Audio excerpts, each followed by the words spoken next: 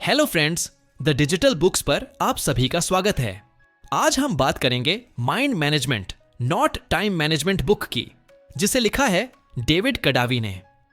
कभी कभी ऐसा लगता है जैसे वक्त हमारे हाथ से फिसलता जा रहा है।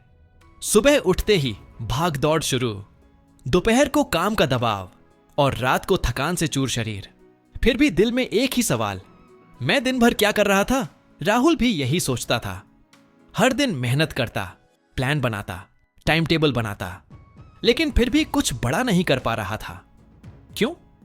क्योंकि उसे टाइम नहीं, अपने दिमाग को मैनेज करना था। और यह बात उसे समझ आई डेविड कडावी की किताब mind management not time management से। इस किताब का मकसद है तुम्हारे समय की नहीं, तुम्हारे दिमाग की सही दिशा में ताकत लगाना।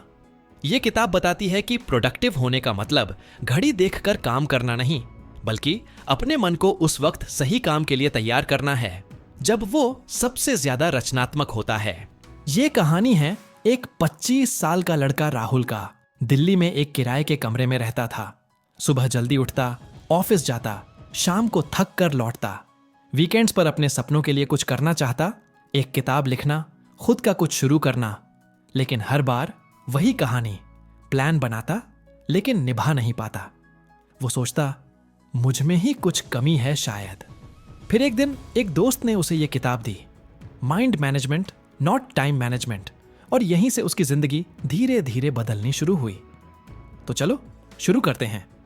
Mind management not time management के 5 सबसे बड़े लेसन्स। लेसन नंबर 1, हर समय एक जैसा नहीं होता। राहुल ने पढ़ा, हर वक्त तुम्हारा दिमाग एक जैसा नहीं सोचता। कभी वो रचनात्मक होता है, कभी विश्लेषण करता है और कभी आराम चाहता है। पहले वो जब भी टाइम मिलता कोई भी काम शुरू कर देता, लेकिन किताब ने सिखाया दिमाग के मूड के हिसाब से काम करो।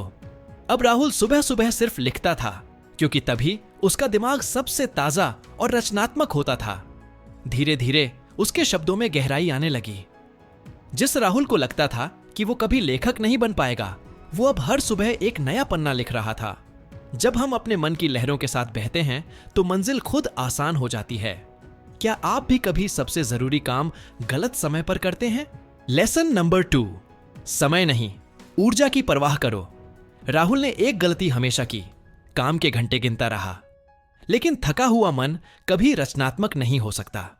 किताब ने उसे सिखाया, सबसे जरूरी संसाधन तुम्हारा समय नहीं, तुम्हारी ऊर्जा है। अब राहुल दोपहर में कभी रचनात्मक काम नहीं करता। उस वक्त वो ईमेल्स, छोटे काम या आराम करता, और शाम को शांत मन से अपने अगले लेख की प्लानिंग करता। कभी कभी थम जाना भी आगे बढ़ने का हिस्सा होता है। क्या आप भी सिर्फ घड़ी देखकर काम कर रहे हैं? लेसन नंबर 3, इंस्पिरेशन का इंतजार मत करो, तैयारी करो।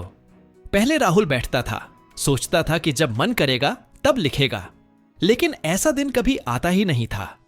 फिर किताब ने बताया, इंस्पिरेशन प्लान से नहीं आती, लेकिन तैयारी से जरूर आती है। अब वो हर सुबह एक रूटीन में बैठता है। कल क्या लिखा, आज क्या लिखना है, बस ये सोचकर शुरुआत करता है। धीरे धीरे उसका मन भी इस रूटीन को पहचानने लगा, और अब उसे लिखने के लिए इंस्पिरेशन का इंतजार नहीं करना पड़ता। जो इंतजार करता है वो पीछे रह जाता है, जो तैयार रहता है वो चमत्कार करता है। क्या आप भी इंस्पिरेशन के आने का इंतजार कर रहे हैं? लेसन नंबर 4, मन को आराम भी चाहिए होता है। राहुल पहले गिल्ट में जीता था, आराम करता तो लगता समय बर्बाद हो गया, लेकिन किताब में एक लाइन ने उसकी सोच बदल दी। क्रिएटिविटी खाली समय में ही जन्म लेती है।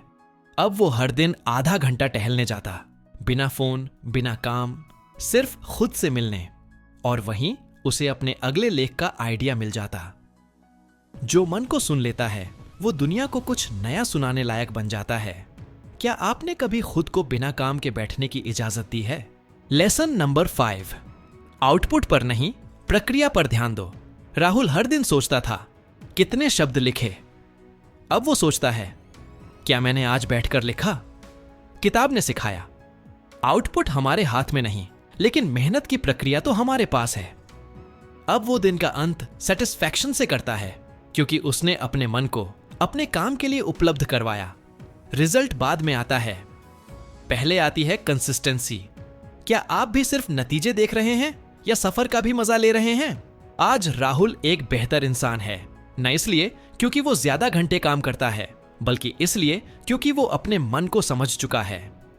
अब वो अपने मन के रचनात्मक समय को पहचानता है, आराम से गिल्ट नहीं करता और हर दिन थोड़ा बेहतर बन रहा है।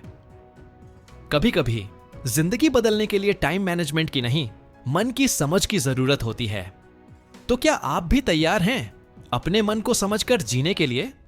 अगर हां, तो इस किताब को जरूर पढ़िए और खुद को थोड़ा वक्त दीजिए, लेकिन दिमाग की दिशा में। अगर आपको यह वीडियो पसंद आया हो तो लाइक करें, शेयर करें और हमारे चैनल को सब्सक्राइब करें ताकि हम और भी ऐसी किताबों की सीख आपके साथ शेयर कर सकें। धन्यवाद।